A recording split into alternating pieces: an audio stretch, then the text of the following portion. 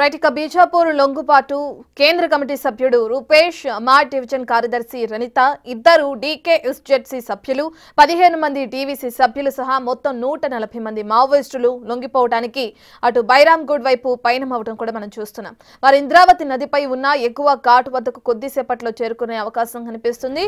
మావోల team నక్సలైట్లందరూ కూడా లొంగిపోవడానికి 70కి పైగా ఆయుధాలను తీసుకొస్తున్నారు.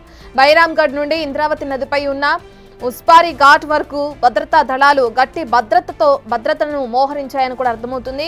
ఉస్పారి ఘాట్ మార్గంలో బయట వ్యక్తులు ఎవరిని ప్రయాణించడానికి అనుమతి లేదు. ఇక మావోయిస్టుల బృందం జగదల్పూర్ కు వెళుతుంది.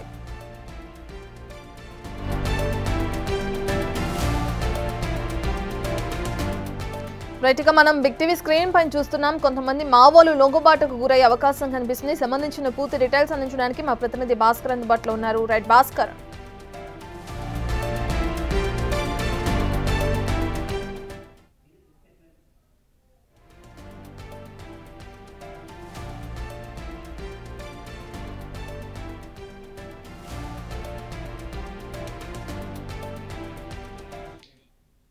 మనం బిగ్ టీవీ స్క్రీన్ పైన చూస్తున్న మావోలు ఎవరైతే 140 మందికి పైగా ఉన్న మావోలు అందరూ కూడా ఇప్పుడు లొంగిపోయే అవకాశం కనిపిస్తుంది.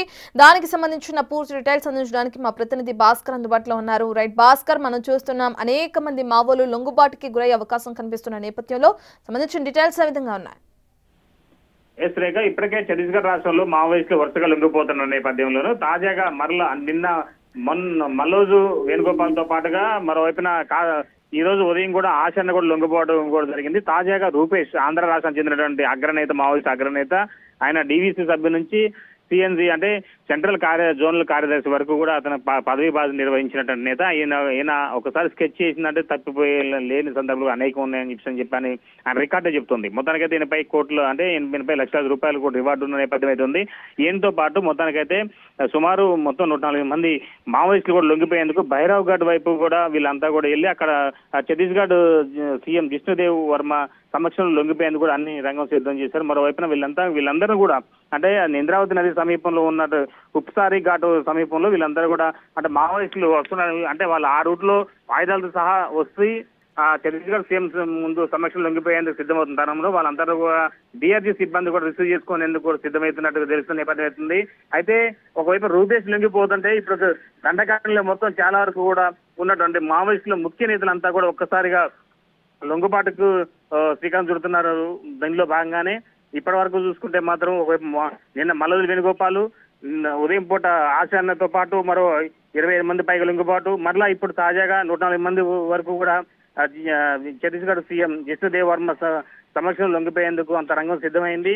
వీళ్ళతో పాటు మరలా ఇంకొక టీం కూడా ఉందనే విషయం అయితే విశ్వసనీయ సమాచారం ఉంది.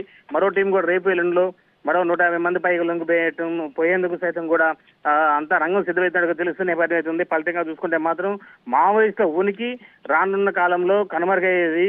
ఏదైతే కేంద్ర హోంశాఖ మంత్రి అమిత్ షా చెప్పారో అంటే 2026 మార్చి చివరి నాటికల్లా మావోయిస్టులు ఏరివేసేసి మావోయిస్టు రహిత రాష్ట్రంగా దేశంగా తీర్చిదిద్దాలని ప్రకటన చేశారు. ఆ విధంగానే అదే అడుగులు వేసుకుంటూ ముందు పోతుందని చెప్పుకోవచ్చు. ఫలితంగా చూసుకుంటే మాత్రం మావోయిస్టుల అగ్రనేతలంతా ఒకరి తర్వాత ఒకళ్ళు బెటాలియన్తో మొత్తం ఆయుధాలకు సహా సరెండర్ చేసి ప్రభుత్వానికి లొంగిపోతున్న నేపథ్యం అయితే ఉంది.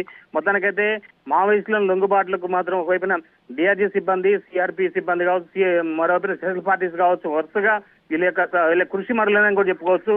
అదే ఇప్పుడు లొంగిపోతున్నట్టు 140 మంది మావోయిస్టులకు సంబంధించి జోనల్ కమిటీ మెంబర్స్ నుంచి మొదలు పెడితే సెంట్రల్ కమిటీ మెంబర్స్ వరకు ఉన్నారు.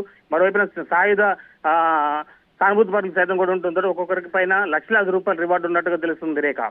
Right, thank you Bhaskar.